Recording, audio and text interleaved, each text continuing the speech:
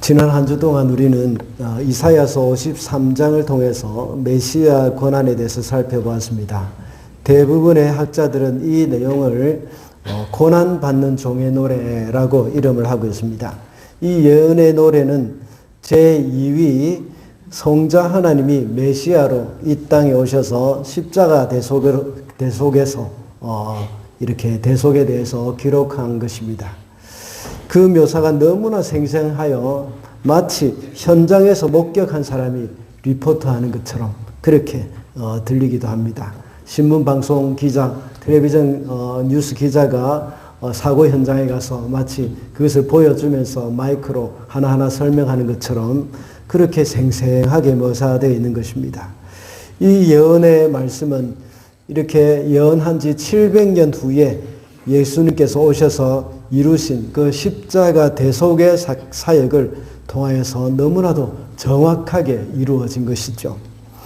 이 말씀은 어떻게 보면 굉장히 무겁고 슬픈 분위기를 하고 있는 것 같습니다. 그러나 메시아 대속의 그 고난 뒤에 일어날 영광스러운 승리를 이제 강조하고 있는 것을 볼 때에 또 이것이 우리에게는 또 힘을 줍니다. 그래서 이 글을 읽을 때에 승리의 기쁨의 소망, 이것도 역시 우리에게 찾아오기도 합니다. 우리가 첫날 살펴본 53장의 서론에 해당되는 부분으로서 52장 15절에 보면 이방 나라를 놀라게 할 것이라고 했습니다. 그리고 어제 우리가 본 10절과 11절에서는 부활의 소망을 이야기하고 있다고 했습니다. 예수님의 십자가와 예수님의 부활의 열매가 바로 신약의 교회라는 것을 말씀을 드렸습니다. 그리고 오늘 본문에 보면 결론으로 말씀을 하고 있는데 메시아는 존귀한 자들과 함께 몫을 차지하게 될 것이고 강한 자들과 함께 전리품을 나누게 하겠다고 기록되어 있습니다.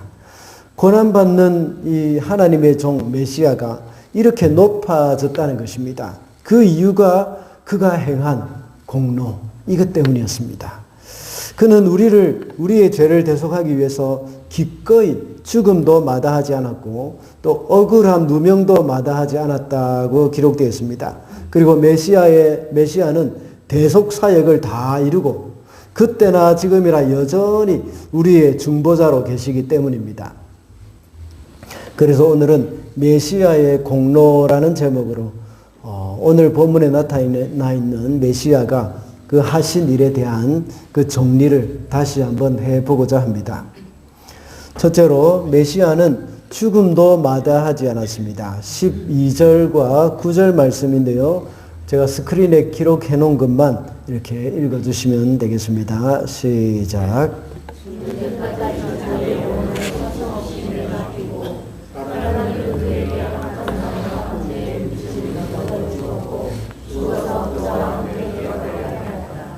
아멘.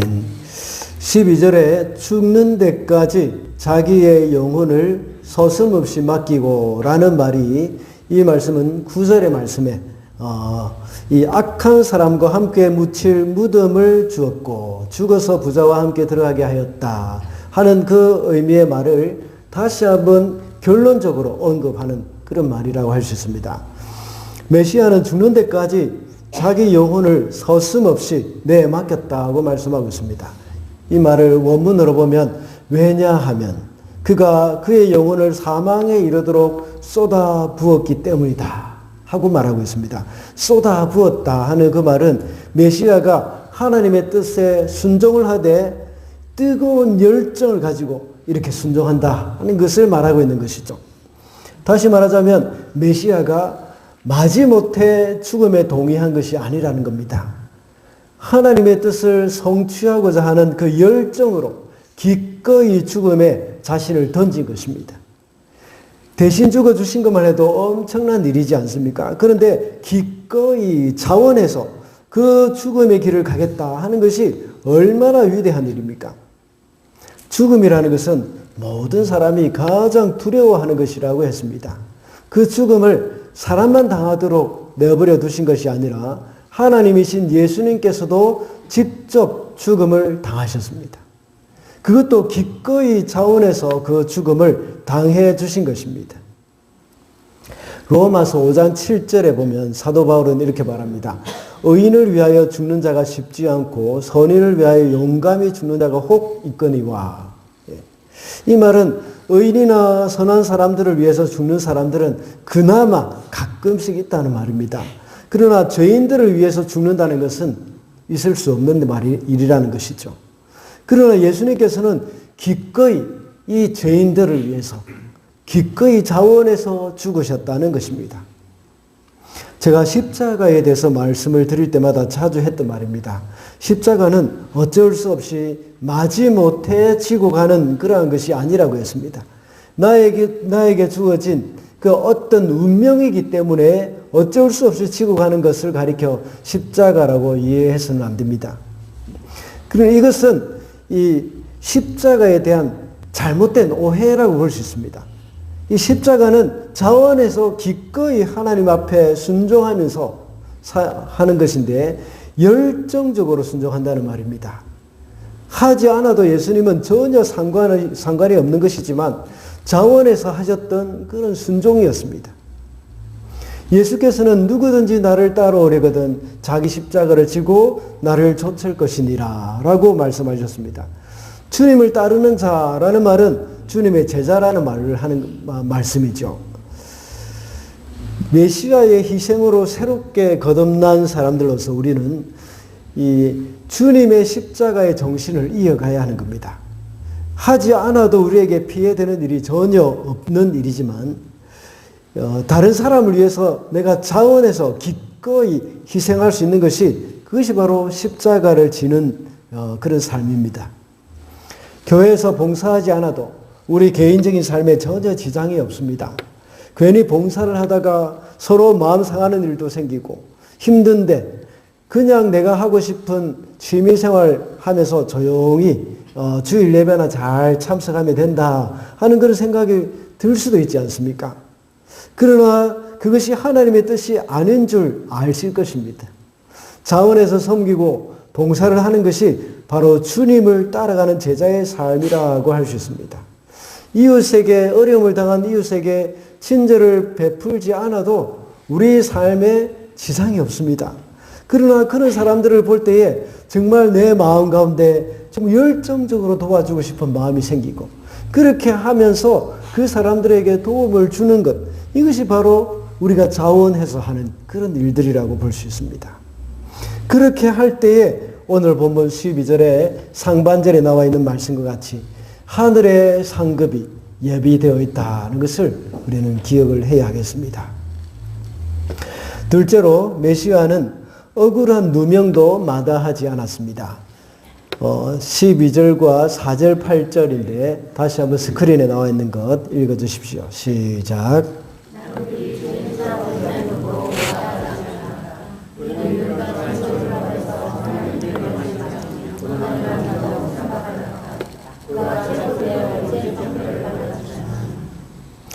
12절에서 말한 남들이 죄인처럼 여기는 것도 마다하지 않았다 하고 기록하고 있습니다.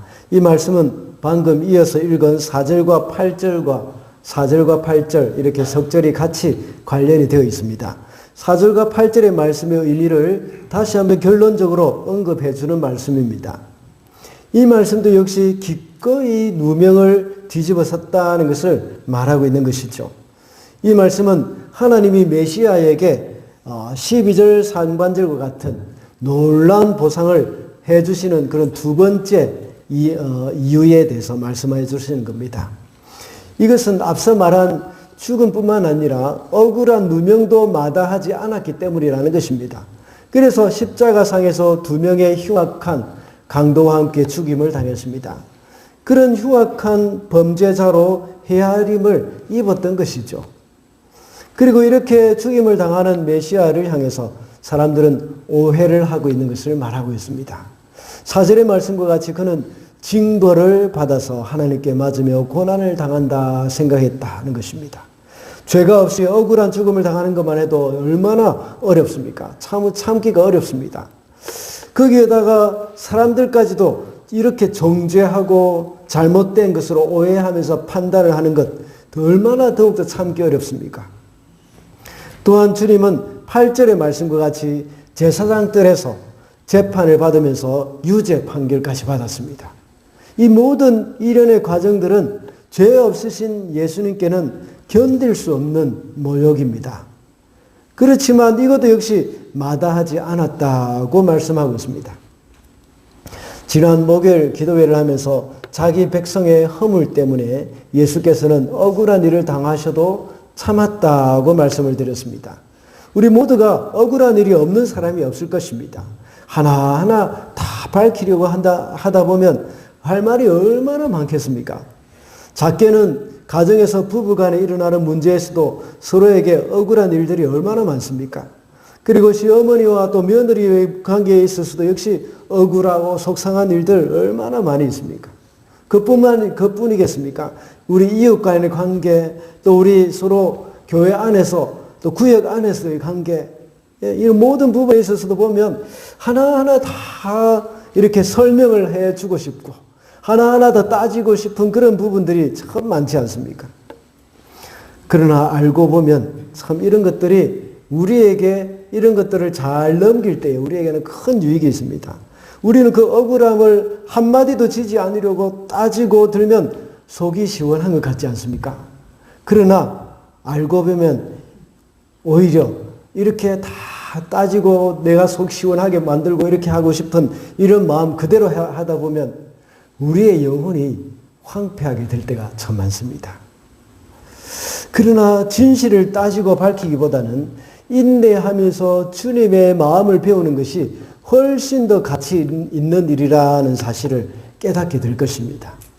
우리가 당한 억울한 일을 주님께 가져가 보시기 바랍니다. 그 일을 주님 앞에 하나하나 말씀드릴 때 자신도 모르게 하나님의 위로가 임하는 것을 느끼게 될 것입니다. 억울한 일을 하나님 앞에 말씀드리는 가운데 때로는 정말 서러움에 북받쳐서 통곡이 나올 때도 있습니다. 그리고 분노가 일어날 때도 있습니다.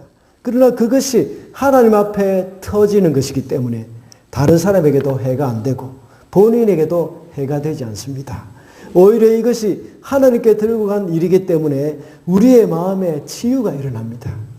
때로는 주님의 그 십자가를 묵상하는 가운데 일어나는 그러한 치유가 되기도 하고 우리 주님의 그 마음을 알게 되는 가운데 일어나는 치유이기도 합니다. 그렇게 하고 난 후에 우리 마음에는 하나님의 큰 위로가 임하게 되지 않습니까? 아마 여러분들 중에서 대부분 많은 분들이 이런 경험을 하셨을 것입니다. 이것이 바로 십자가의 방법입니다. 셋째로 메시아는 대속 사역을 이루었습니다. 12절과 8절 말씀 또 스크린에 나와 있는 대로 읽어주시기 바랍니다. 시작.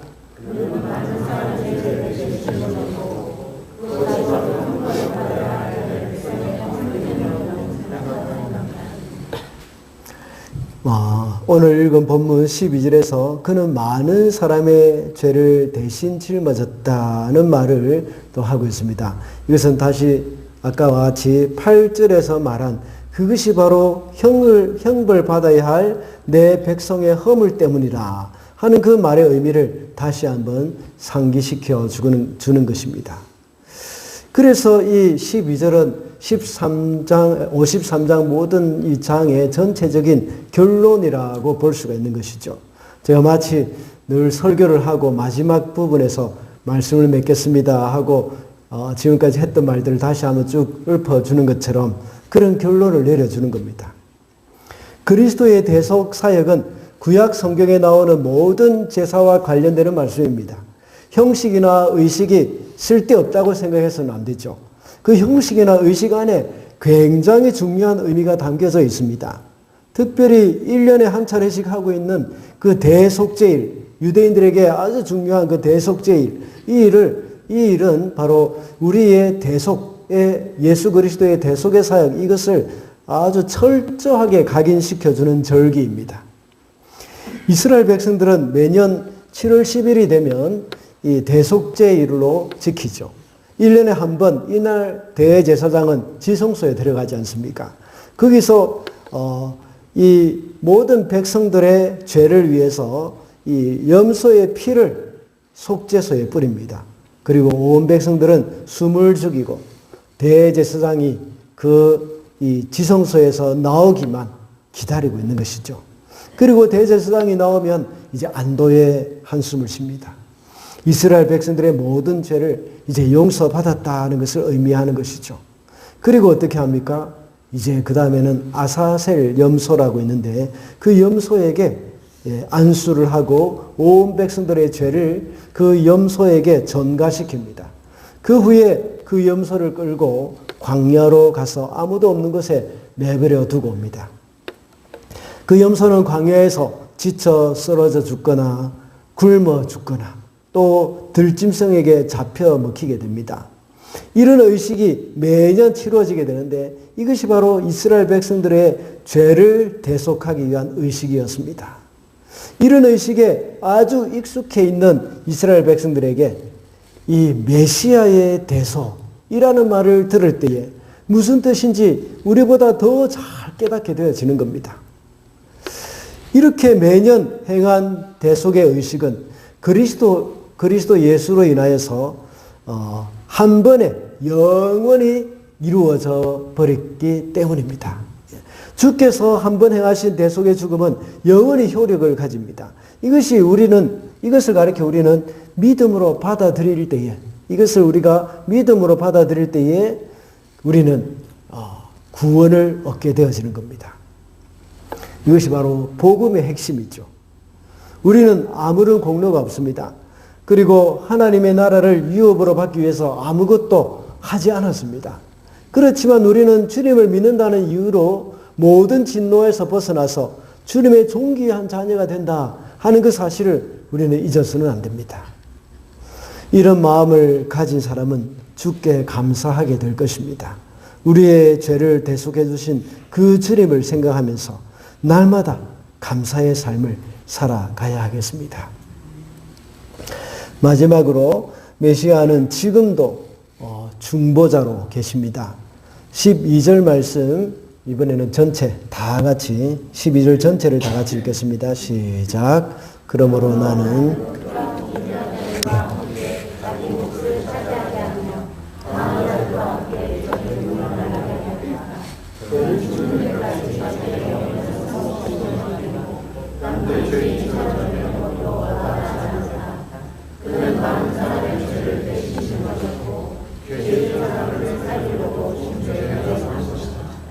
아멘.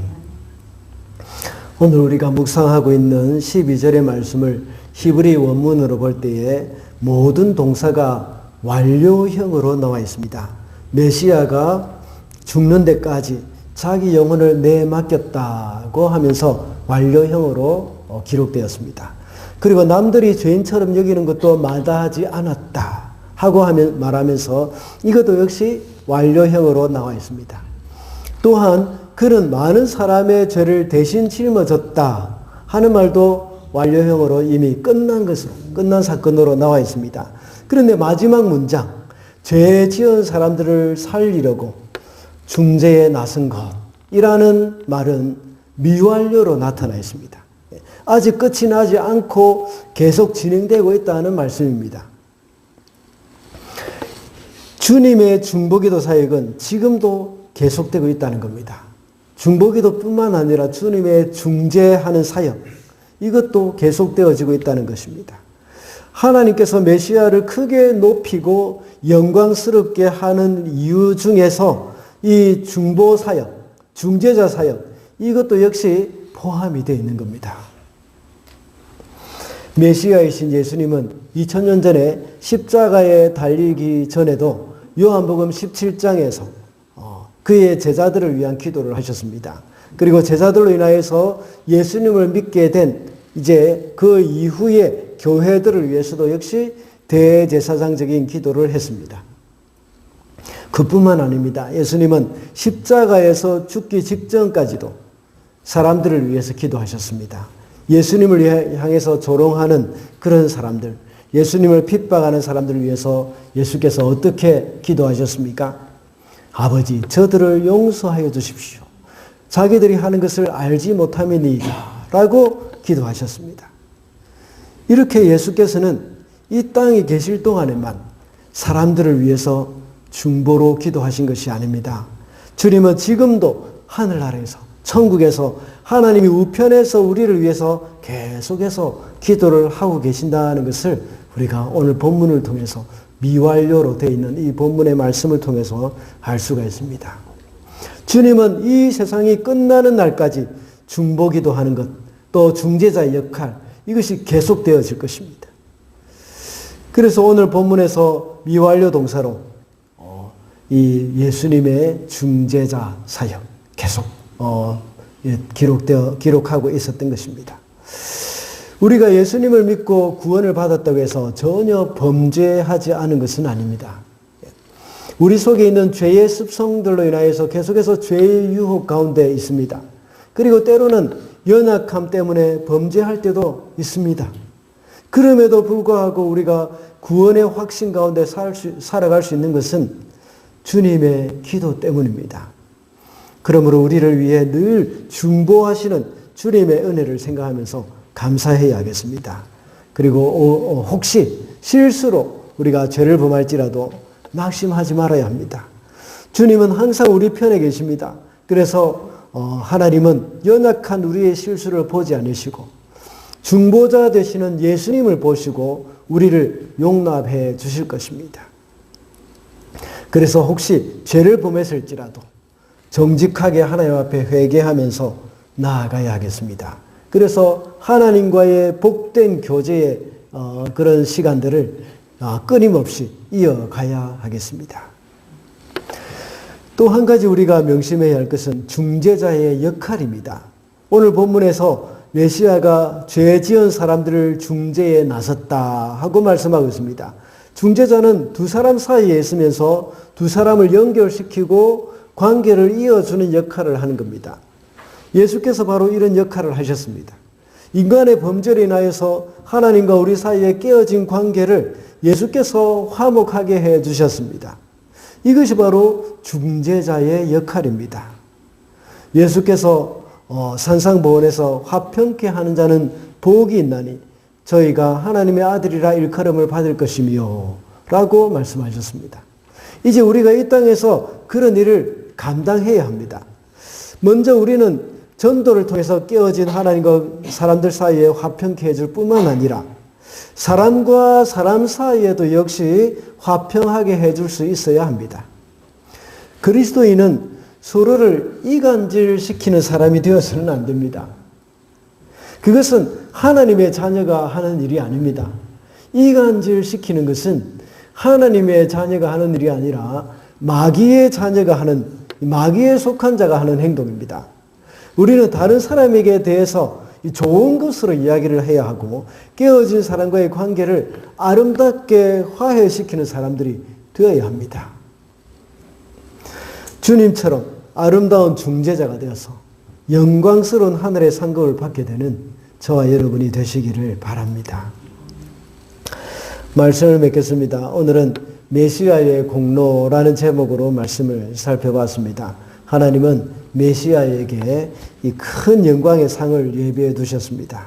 왜냐하면 메시아의 큰 공로 때문입니다. 어떤 공로였습니까? 메시아는 죽음도 마다하지 않았기 때문입니다.